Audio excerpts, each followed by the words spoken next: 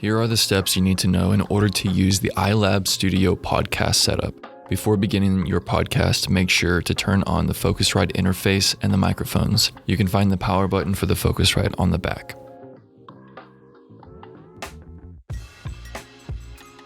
Next, make sure the Focusrite interface is plugged into the computer via USB cable. Then open Adobe Audition and go to File, New, Multi-Track Session. Name your project and choose where to save it. You could choose to save it to your desktop, to an external drive like a USB, or you can save it to downloads and email it to yourself. Under Template, choose Podcast and click OK.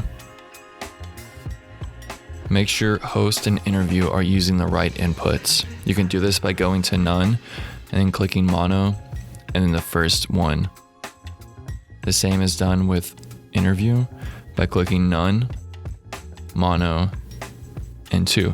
Click the R button on the host and interview channels to see if your microphone is picking up. Hello, hello, hello. Test 1, test 2. Hello. Test, test. Click the red circle near the bottom to start recording.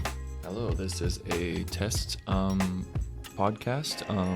This is the tutorial to begin the podcast and to make sure that everything goes smoothly.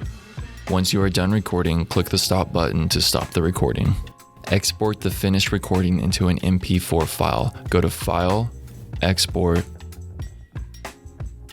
Multi-Track Mixdown, an entire session.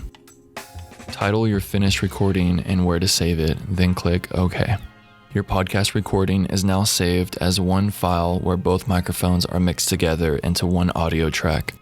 You can send this audio track to yourself via email, or you can move it to your external drive.